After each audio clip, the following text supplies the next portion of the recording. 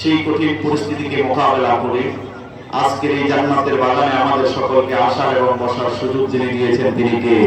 আল্লাহ। সে আল্লাহর জন্য শুকরিয়া আদায় করা দরকার আছে না নাই? গলা ছেড়ে আকাশ বাতাস বিমোহিত করে হৃদয়ের সবটুকুন আবেগ অনুভূতি ভালোবাসাকে উজাড় করে দিয়ে মস্তক অবনত চিত্তে কালিমাতুশ শুকর আদায় করে পড়ে নেই আলহামদুলিল্লাহ রব্বানা লাকাল হামদ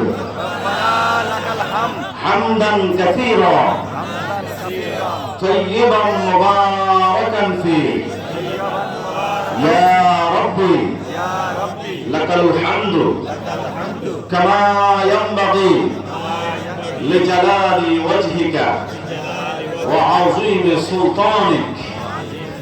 প্রশংসা হলো কার? সব সময় মুসলমান ইমানদার প্রশংসা করবেন কার? আল্লাহ রাব্বুল আলামিন যেন আমাদের সকলকে তার শুকরগুজার বান্দা হওয়ার তৌফিক দান করে। বলি আমিন। প্রিয় উপস্থিতি, আমরা সকলে মিলে এই ময়দানে একত্রিত হয়েছি। কোরআনের মাহফিলে আসলে, কোরআনকে শ্রদ্ধা সম্মান করলে, কোরআনের মর্যাদা রক্ষা করলে আপনার আমার প্রতি দয়া অনুগ্রহ অনুকম্পা নাজিল করেন যিনি, তিনি কে? আল্লাহ। কোরআনের আদব রক্ষা করে যারা কোরআন শুনে নিঃসন্দেহে তারা রহমত নিয়ে বাড়ি ফিরতে পারে। সুবহানাল্লাহ। আল্লাহ রাব্বুল আলামিন বলেন, وَإِذَا قُرِئَ الْقُرْآنُ فَاسْتَمِعُوا لَهُ وَأَنصِتُوا لَعَلَّكُمْ تُرْحَمُونَ।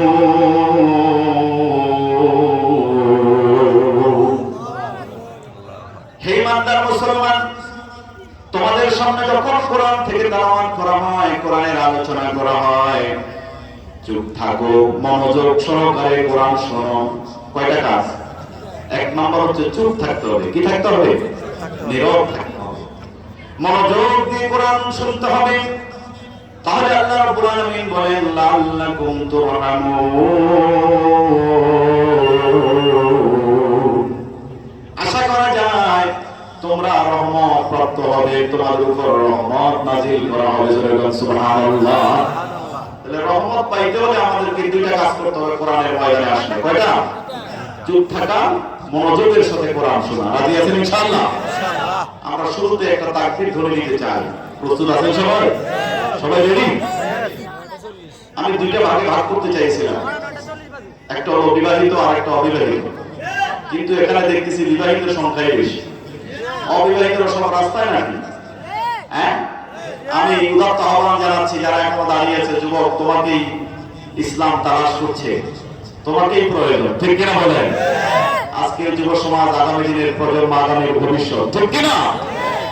যুবকরা যদি হ্যাঁ বলে হ্যাঁ হয়ে যায়, যুবকরা না বললে সেটা না হয়ে যায়। ঠিক কিনা? যুবকরাই পাল্টে দিতে পারে সব বৈষম্য, যুবকরাই পাল্টে দিতে পারে সমস্ত প্রকারের অশান্তি, সকল প্রকারের দুর্নীতি, সকল প্রকারের অন্যায় অবিচার। কথা বলে ঠিক কিনা? আসো, তোমাদেরকে ইসলাম তালাশ করছে। আমি সর্বপ্রথম দুইটা তাকবীর দেব, একটা হচ্ছে বিবাহিতদের জন্য, আরেকটা হচ্ছে অবিবাহিতদের জন্য। ঠিক কিনা? প্রথমত আমি বলবো নারায়ে তাকবীর, অবিবাহিতরা বলবে আল্লাহু আকবার। কারা কারা কারা? অবিবাহিতরা। এরপরে দুই নম্বরে বলবে বিবাহিতরা। রেডি সবাই? অবিবাহিতরা রেডি? নারায়ে তাকবীর। এই বাবাদেরকে কেউ বিয়ে করায় না এখন? মুরব্বীরা তো বলছে সাথে। সম্মানিত সুধী, হ্যাঁ, বিবাহিতদের অবিবাহিতদের সংখ্যা কম, এই জন্য সাথে হয়েছে। এবার আমি বিবাহিতদেরকে আহ্বান জানাবো, নারায়ে তাকবীর। আল্লাহু আকবার। বিবাহিতদের শক্তি বেশি বোঝা গেছে, উপস্থিতিও বেশি। আমি এই জন্য অবিবাহিতদেরকে উদাত্ত আহ্বান জানাচ্ছি, ময়দান তোমরা ফাঁকা রেখেছো। আজকের মেডেল, আজকের প্রাইজ, আজকের সম্পূর্ণ কৃতিত্ব বিবাহিতরাই নিয়ে গেল। ঠিক কিনা?